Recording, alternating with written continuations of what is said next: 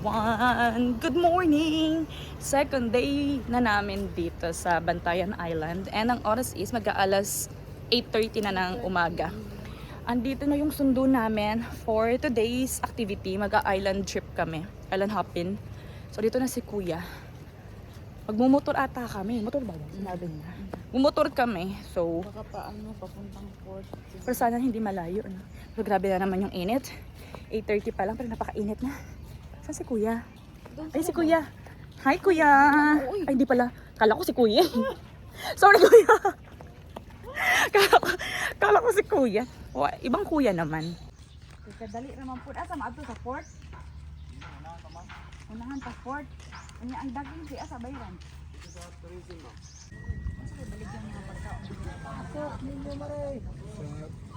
Sa Kunmang. Exciting. Ito si She.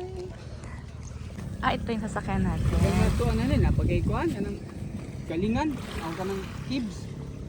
So pang siya ba niya, may kuhan siya. Yung dikitaon, picture na siya. Cute, cute.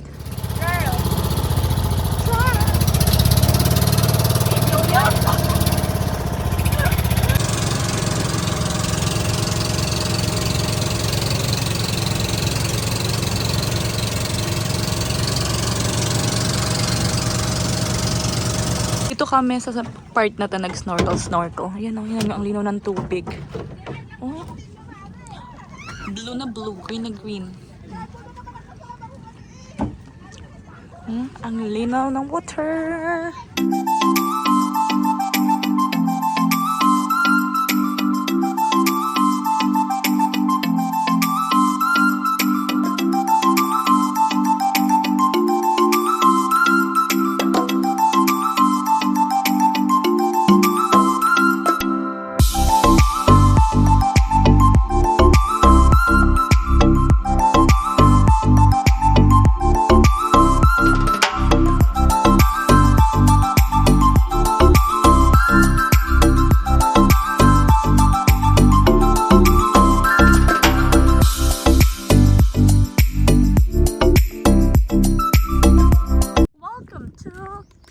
Diving.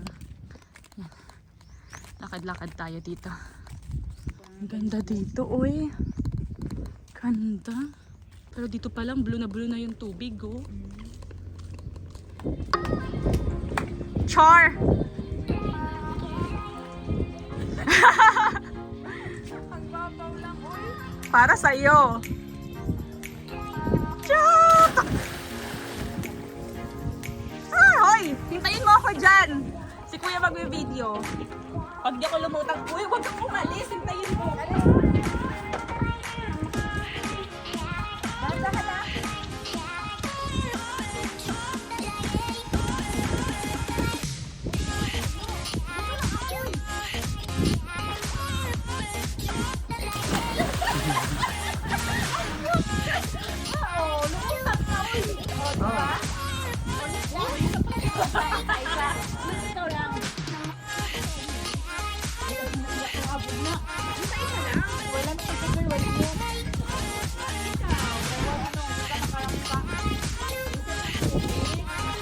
Dire mo, dire.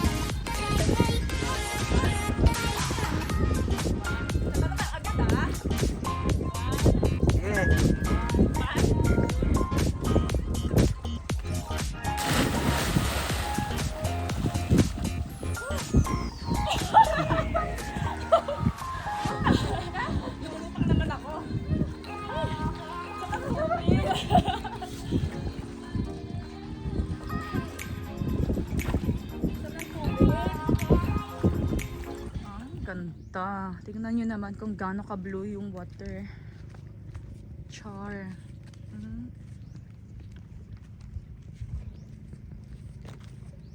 Ganda naman dito. Ayun si She.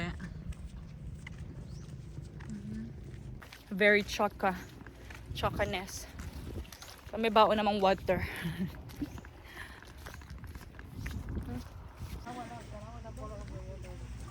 May nahanap kaming cottage. Ang ganda ng view. Tapos direct access sa water.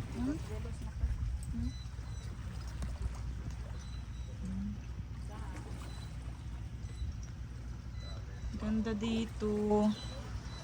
Ito yung cottage na nahanap namin. Ang fresh. Nung dumaan kami dito kanina, dumaan kami dyan, papunta doon sa may cliff. May mga pamilya pang kumakain dito. Malis naman agad. So kami ang papalit. Hinuhugasan ni siya yung, ang tawag nito? Siniguelas? Mas masarap? Maalat-alat na? Alat. Ay. May asin naman dito. Eh no? Diba? Hugasan ko nga din. Kuha din ako. Kuha tayo dyan. Gusto ko yung medyo crunchy pa. Ayoko na. Ayan. Pating 4. Hugasan natin to.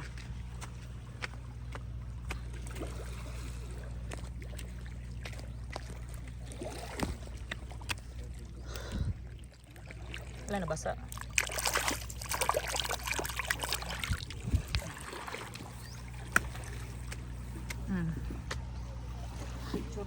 Char! Nag-order kami ng pansit, pero ang tawag nila is bami. Ang dagan ng daipon. Tsaka french fries. Yung sereguelas. Andon. So, ayun, ang dami niya, girl. Naarang ka na, is malidiris bantayan. Ang nigra. Ang kalindot daw dili as in. Doon na. Doon na kadlaw. Lagi yun niya, kuan. Alamig! Alamig!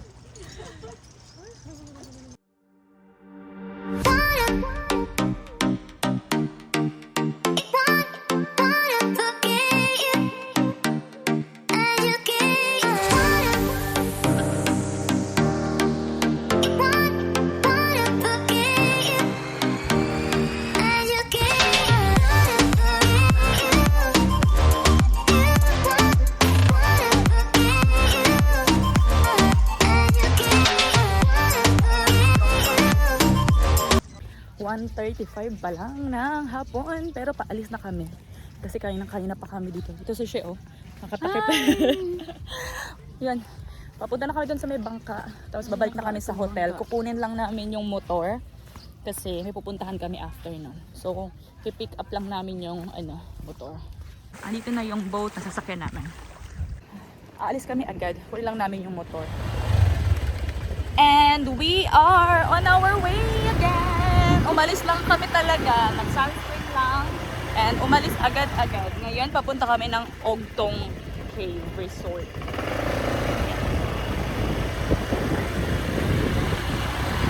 Init ah.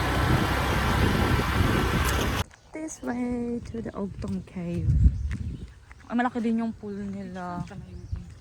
Ha? Yes. Pero malayo siya sa ano. Malayo lang siya sa city. Okay na rin, no? Tapos yung nabukong hotel room, dapat malapit siya sa pool eh. Baka isa dyan sa mga yan. Sabi kasi malapit daw sa pool. Ito na yung cave. Char. Ang sarap maglublob, ang init. Ay, social. Ay, tsura. Ganyan. Ay. Ang cute. Ganyan pala.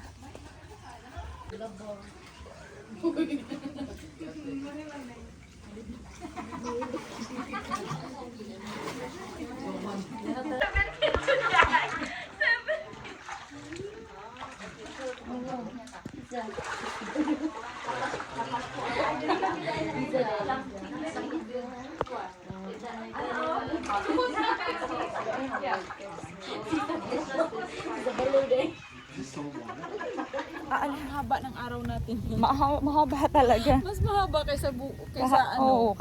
kahapon. Alam niyo ba, wala pang 20 minutes, aalis na kami. Kasi Nakita na namin, tsaka parang wala namang ibang makita dito. Aalis na kami. Kailangan ba kitang hilain? O kaya naman? Ito yung front entrance ng Ogtong Cave Resort.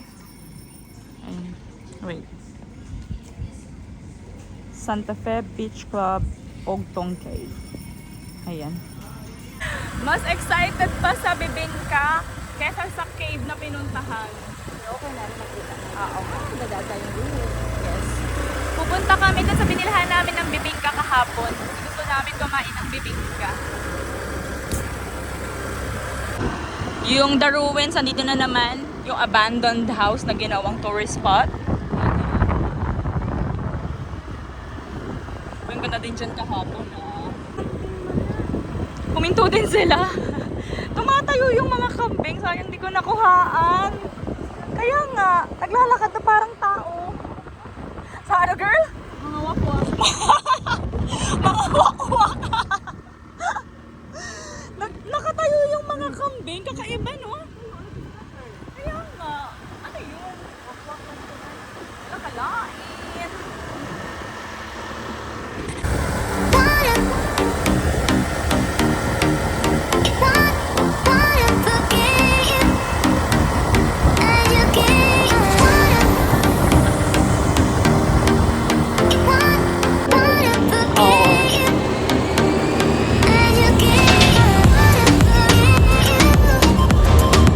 Malapit na kami sa Bibingka.